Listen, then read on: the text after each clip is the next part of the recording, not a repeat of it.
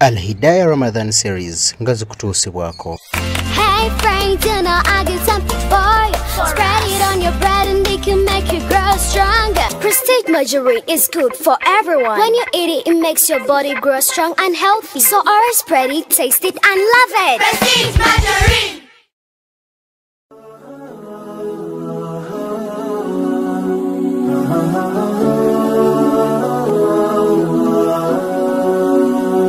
Alhamdulillah wassalatu wassalam ala Sayyidina Muhammadin sallallahu alayhi wa sallam.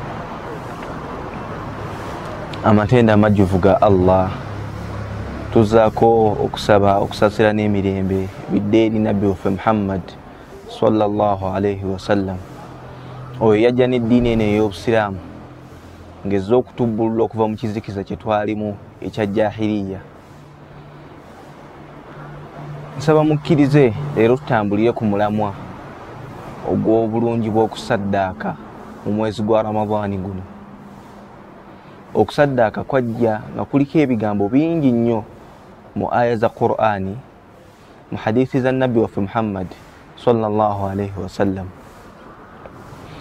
Omusiraamu yenna yenna yandisaanye okumanya era akiteeke mu bwongo bwe nti saddaaka oba okusaddaaka ku buli musiraamu yenna kyatteekwa gy'ali.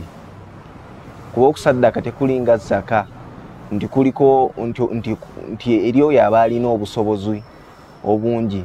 Ekyokulabirako nga mu bizinesi nti omuntu aba ne bizinesi ng'awangadde nayo ebbanga nga bwe tujja tugoberera emitendera omuntu yayitamu okuwa zaka, nti bwe ziba mbuzi amala kutuuka kigero bwe kiti nti bweba mu ssente alina kubanga alina bwe kiti ku saddaaka si bwe kiri.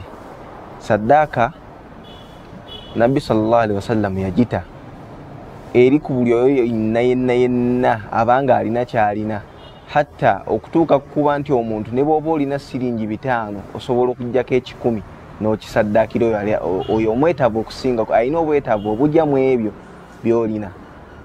Gwe 5 by'olina oyinza obbirabanga ebitini, naye bw'oggyako siringi 2 n'obiwa omuntu omulala, yo obwetaavu obwo buyinza okuba bugwa mu siringi ebyo 2 era nga bw'anaabikozesa bijja kumugasa. Tulaba mu hadithi ya Anas ibn Malik radiyallahu anhu. Sayyidina Anas atugamba nti Nabbi sallallahu alayhi wasallam yabuuzibwa ayyu sadaqatin afdal. Nabbi sallallahu alayhi wasallam yabuuzibwa nti saddaaka ki esinga okubeera ennungi. Bwe yaddamu ekibuuzo ekyo yabagamba nti as-sadaqatu fi Ramadhan, saddaaka omuntu gy'akoledde mu mwezi guno ogwa Ramadhan.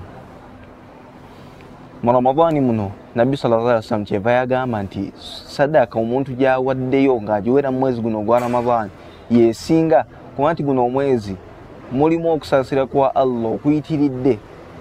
Omwezi gwa mukisa nga kasanga bw'oba osaddaase mu mwezi guno n'obaako ky'owaayo kyonna, butini bwakyo butya oba bunene bwakyo butya, nga kasa nti empeera gy'ofuna ya mugaso nnyo era y'amaanyi nnyo okusinga gye wandifunye nga okikoze mu mwezi ogutali gwa Ramadhaani. Ramadhaani eno engeri gye kiri nti guli mwezi gumu, ayyama maadudaati, ennaku mbale bubazi, nga kasanga bwe tunaaba twewaddeyo ne tusaddaaka mu kkubo lya Allah ne tuyambako bannaffe abatalina, nga kasanga tulina kye tujja okuba nga tukoze ku busiraamu buno nga tusinziira ku hadithi ya Nabbi Muhammad sallallahu alayhi wasallam eyo gye mbasomedde eya Anas ibn Malik radiyallahu anhu, gy'atugamba nti saddaaka esinga okubeera ey'omugaso era ey'amaanyi yeeyo omuntu gy'awaayo mu mwezi gwa Ramadhaani. Ebigambo bingi byeyongera ku kusaddaaka mu Ramadhaani, naye njagadde olwaleero mbaggireyo obukulu bw'okusaddaaka okwo nga kasanga bwe njogera hadithi eyo amakulu gaviirayo ddala. Allah subhanahu wa ta'ala atugamba mu Qur'ani ey'ekitiibwa nti lan tanaalu lbirra hatta tunfiqu mimma tuhibbun, nti temugenda kubalibwako butuukirivu bwammwe, temugenda kuba batuukirivu bajjudde abannamaddala, temugenda kuba bakkiriza bannamaddala hatta tunfiqu mimma tuhibbun, okutuusa nga muwaddeyo ku ebyo bye mwagala. Olwaleero ssente zaffe tuzaagala nnyo, naye bw'otoolako ku mutwalo gw'olina n'otulako 1000, 2000 n'ozza eri abo abatalina, nkakasa Allah lwagenda okuwa lwagenda okukubisizaamu mu ebyo by'olina, kubanga atugambye lan tanalu albirra hatta tunfiqu mimma tuhibbun, mpaka nga tujjeko ebyo bye twagala, bye tusinga okuba nga twagala ne tubiwaayo. Nkakasa nga bwe tuwaayo mu kkubo lya Allah. Allah subhanahu wa ta'ala okugamba nti tuwaayo mu kkubo lye, tetuwaayo nti ye agenda zikozesa, wabula tuwaayo kuyambako ku bannaffe abali abeetaavu mu mbeera emu oba endala. Nkakasa nga tuba tubakwatiddeko, tuba tulina obwetaavu bwaffe, obwetaavu bwabwe Allah subhanahu wa ta'ala abantu abamu okubagabirira, abagabirira ng'ayisa ku mikono gyaffe, naye okugabirirwa kwabwe kuyita ku mikono gyaffe oba ku nsawo zaffe oba ku bye tulina ne tubikwata ne tubawa, naffe Allah ayongera okutuwa n'atukubisizaamu mu ebyo bye tubadde tulina ng'asinziirira ku dduwa z'abaddu abo ze batusabidde. Kuba omuntu omukwatira siringi 2000 nga bwe bubadde obwetaavu bwo obw'olunaku olwo, n'ozisaddaaka n'ozimuwa lillah, nkakasa nga bw'awanika emikono eri Allah n'amugamba nti Mungu gundi ankoledde kino, nsaba Allah omugaziyize, kakasa nga edduwa eyo teba ntini. Butya bw'aba agikusabidde mu mwezi guno gwa Ramadhan, obulungi bwe tufunamu bweyongera, Allah subhanahu wa ta'ala empeera eyo agitukubisizaamu emirundi n'emirundi mu mwezi guno gwa Ramadhan. Nkakasa nga bwe tunaaba twewaddeyo ne tukola ebyo Allah subhanahu wa ta'ala bye yatuwaako obusobozi ng'okusaddaaka, kuba twalabe nti okusaddaaka kulimu okusaddaaka tekulinga zaka nti kwetaagisa muntu kumala kuba nti alina nnyo. Naawe alina akatini olwaleero, okyasobola okujja ku kitini ekyo ky'olina n'owaayo. Allah subhanahu wa ta'ala ayongera n'atugamba mu aya yene ya Qur'an, baada a'udhu billahi minash shaitani rrajim, atugamba nti alladhina yunfiquna amwalahum billayli wan-nahara sirran wa alaniya falahum ajruhum 'inda rabbihim wala khawfun 'alayhim wala hum yahzanun. Allah subhanahu wa ta'ala atugamba nti abo bonna abawaayo mu ebyo bye mbagabiridde mu maali yaabwe ne bajjamu kye balina, ku bye balina ne bawaayo ne bayamba bannaabwe abo abatalina, nga bawaayo kiro na misana, nga bawaayo mu lwatu ne mu kyama.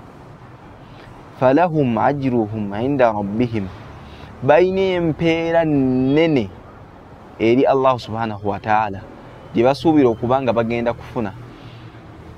Nkakasa empeera ya Allah eyo tetugimanyi nga bwe yeesigaliza empeera ya Ramadhan. Tukakasa era tukkiriza nti empeera y'omusiibi Allah subhanahu wa ta'ala eka yayinza okugimanya.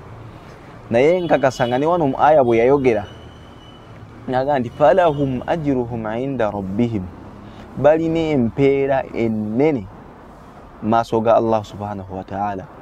Nsaba Allah mwenna abasaddaaka era abasaddaasi mu mwezi guno gwa Ramadhan, Allah abateeke mu abo bagenda okuwa empeera yennene era agibalindirize yawma al-qiyama.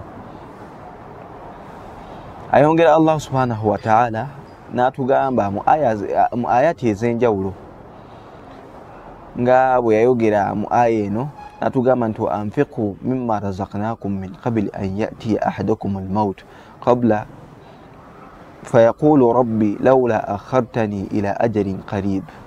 Aya eno tugitunuulira mu mbeera ng'omwana Adamu okumanya okusaddaaka kwagenda wala nnyo, kwatuuka ne ku ddaala ng'omwana Adamu bw'aba atuuse mu kaseera ak'okufa atuuka nga singa Allah aba amuwaddeyo omukisa gwonna n'abako n'amugamba nti fulani obadde ogenda kufa, naye nkuwaddeyo akadakiika, mulimu ki gwe wandyetaaza okukola mu kadakiika ako ke nkuwadde? Allah subhanahu wa ta'ala atugamba mu aya eno nti omwana Adamu teyandisabye mukisa mulala gwonna, teyandisabye mulimu gwonna gwe yandyetaaze kukolayo okujjako omulimu gumu gwe yayogerako mu aya eno ogugamba nti fa aswaddaqa, ng'asaba Allah subhanahu wa ta'ala amulekewo ne kaba akadakiika kamu asaddaakeko. Emirimu emirala gyonna emirungi gyaliwo naye Allah subhanahu wa ta'ala atulaga mu aya eno nti omwana Adamu era ne bwe yandimuwadde akadakiika ako teyandigironzeeyo kuba nti gy'asaba okukola, yandisabye omulimu gumu, fa asaddaqa, abe ng'asaddaakako.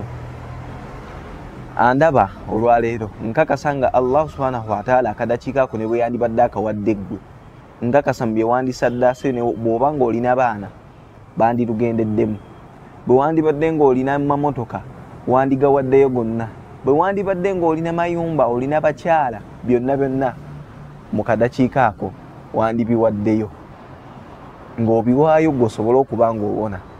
Kubanga saddaaka eno bwe tugyetegereza ennyo, omusajja Omwarabu alina kyayita difuun. Saddaaka eno ngabo etutaasa ku bintu bingi nnyo.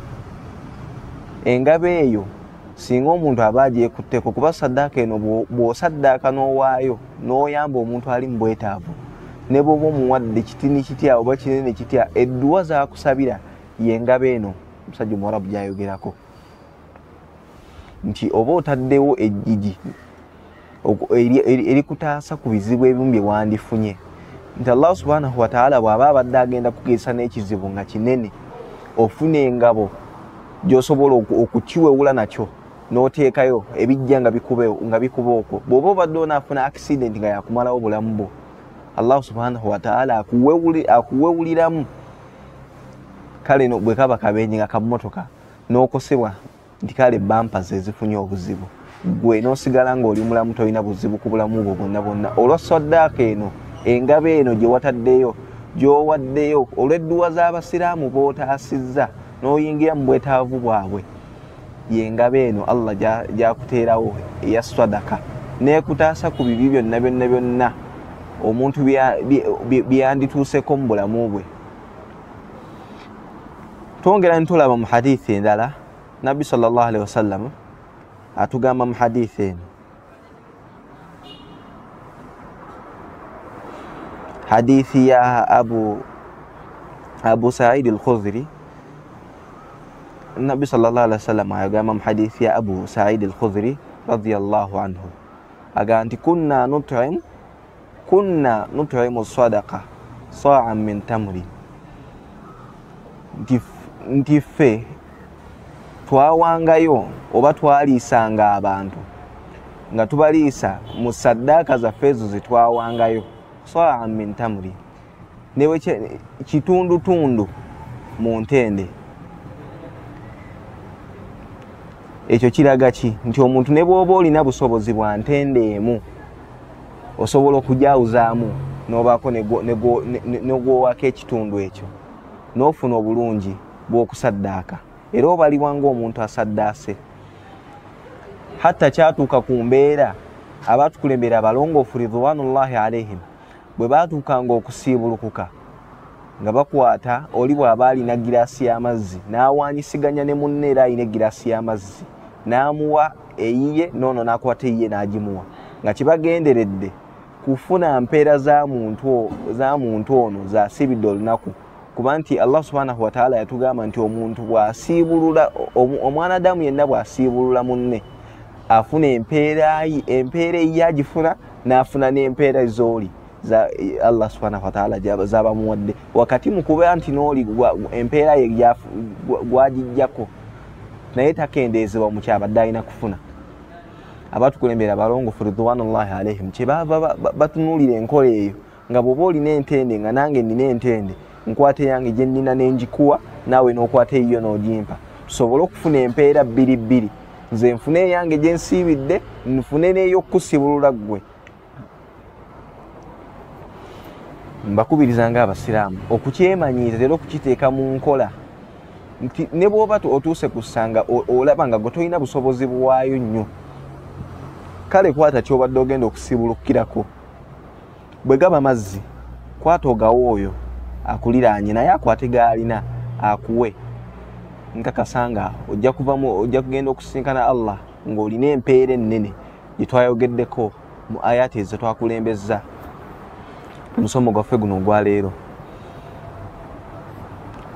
Abu Mas'ud okubata ibnu Amru atugamba mu hadithi eno ya Nabi Muhammad sallallahu alaihi wasallam nti idha anfaqa almuslim nafaqatan ala ahlihi nti omusiraamu yenna bwawaayo eri famire ye omutemwa gwonna gwaba asobodde wa huwa yahtasibuha kanat lahu sadaqa ngera asuubira okubalibwako omutema gwa sadaka eyo gwawaddeyo mu maaso ga Allah ebalibwanga saddaaka newadde nga abagikoze ku bantu be.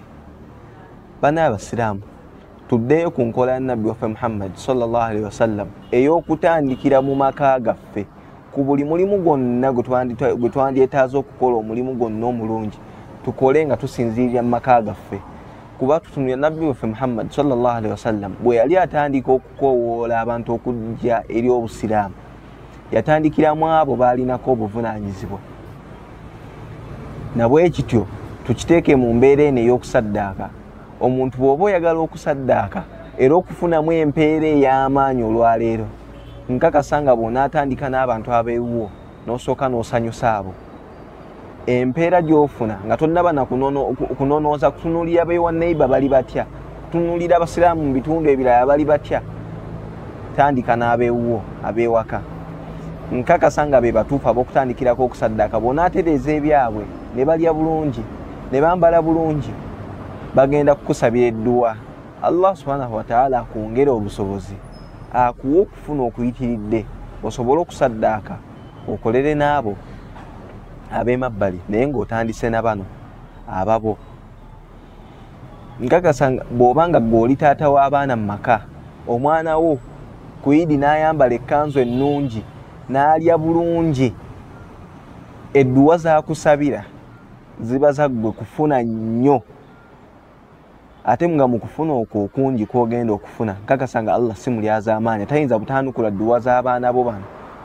Bw'oba dduwa z'abaddu bano bw'osanyusizza osobole okuyitira okusanyuse n'abalala. Mu kusaddaaka kuno tulinamu okusaddaaka kwa miteeko mingi. Mukwo mulimu okusaddaaka nga mwezi guno gwa Ramadan tutunira nti ku nkomerero yaagwo waliyo zakatul fitiri, eyo nagwo muteeko gwa saddaaka. Nkakasa nga bwe tunaafuna session endala tujja kujja nga tugenda kwogera ku zakatul fitiri. Naye zakatul fitiri erina beekakataka balina okugiwa, waliwo n'abatalina kugiwa nga obusobozi tebalina. Naye eri oyo yenna aba alina obusobozi mukubiriza ng'omusiraamu omukkiriza aweeyo zakatul fitiri. Munsaba mukkirize ebigambo byaffe ebyaleero kusaddaaka byandibadde bingi naye tujja kubyongerezaako biidhnillah. Wa hadha, assalamu alaikum wa rahmatullahi wa barakatuh.